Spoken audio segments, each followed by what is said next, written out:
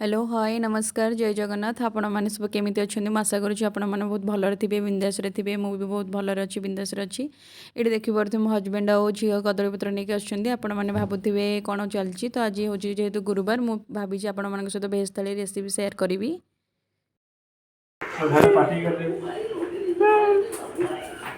बड़ कदली पत्रटा छाड़देवी तुम स्टाटस रे सारांश हमारे घर में पार्टी है कौन कदली भी देइछंदी क्यूट होइछि ना ये आपण मैंने देखुए मुझे स्टार्ट कली तो मु बैगण को एमती गोल गोल करी काटी देछि तापर टिके लुण आ लंका गुंड आ हल्दी गुंड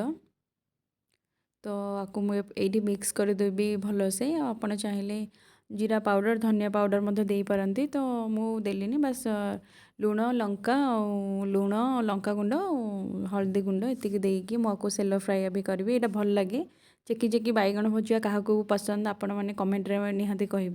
मत तो बहुत भल लगे और अरुआ सहित तो बेसी मस्त लगे तो आपण मैंने देखिपे गोला गोली करदे मैगनेस करदे तो ये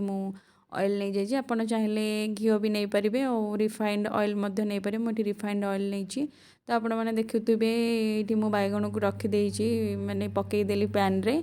तो आपने देखिपे गोटे दुईटा ब्राउन है दीपट साइड ब्राउन है पर्यटन आपको फ्राए करेंगे तो ये मुझे आलू और भेंडी नहीं जाइए तो ये देखिपे लुण और हल्दी गुंड और लंका गुंड किसी देवी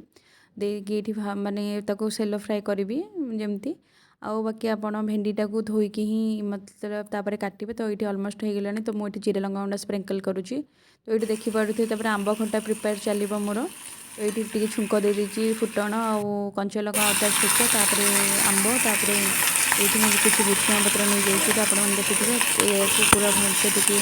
एपट सेपट करवा आम फ्राए करवा टी तो ये आपने देखिपे मुझे किसी लुण टिके नेबी जस्ट टिके लुण नेबी बेसी नेबेनि टिके हल्दी गुंड मुझे नहीं जाइए आपने देखिपे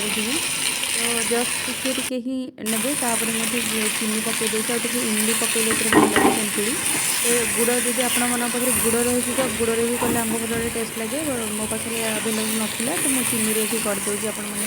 देखिपे एपट सेपट करवा देखो मु डालमा नहीं माने बसापी प्रिपेयर कर देजी कुकर रे आपण मैंने देखो डालमा दीटा सीटी देवा पर्यंत रखी बेसी सीटी देवेनि तो ये मु कड़ाई नहीं जाइए घी नहीं जाइए जेहेतु मुझे बिना प्याज रसुण रे बनाऊँगी तो मुझे घी नहीं जाइए जीरा नहीं गली शुखला लंका आपण पाखे पंचफुटण थी तो पंचफुटण भी दे पारे तो ये किसी भुसुआ पत्र आपण मैंने देखिपे आपको स्लो रे ही सिम रे ही रखिए ना फुटण पोड़ जार बहुत चान्स ही थाए ये आपण मैंने देखिपे छुंकटा बहुत अमेजिंग थिला तो ये डालमा अलमोस्ट हो गलानी मु जीरा और पान मधुरी और शुखला लंकार गोटे पाउडर करी तो ताकू मुझे स्प्रिंकल एमती करदे यार टेस्ट ही बहुत थाए जीरा लंका गुंडर देखो आंब खटा प्रिपेयर हो जाए जीरा लंका गुंड मुझे देदेली ये मु शाग बड़ी भाजी टी नेउची ये आप देखिपे पैन मु गरम अलरेडी हो जाइए तो अदा और कंचा लंकार छुंकटा देवे शागरे जेहेतु माने साधा तो बढ़िया ही बहुत ही बढ़िया टेस्ट आसे ये देखो मो शागटा भी पकई नहीं वीडियोटी को भल लगे लाइक शेयर सब्सक्राइब करूँ जदि आप मो वीडियो नुआ अच्छा तेज जल्दी जल्दी जाकि बेल आइकन को प्रेस करूँ ताकि मोर नुआ नुआ वीडियो नोटिफिकेशन आपण पाखे बहुत जल्दी पहुँची देखुते एंजॉय करूँ ये आप लुण नहीं एपट सेपट करेंगे टी फ्राए करेंगे आपने देखिपे ये मुझे फ्राए करुँची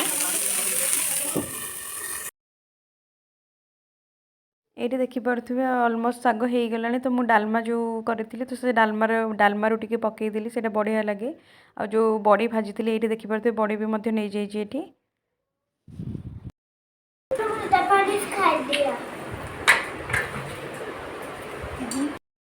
तो ये देखिपे कदली पत्र मु अरुआ भात सांगे घी नथिले तार मजा ही किसी न थाए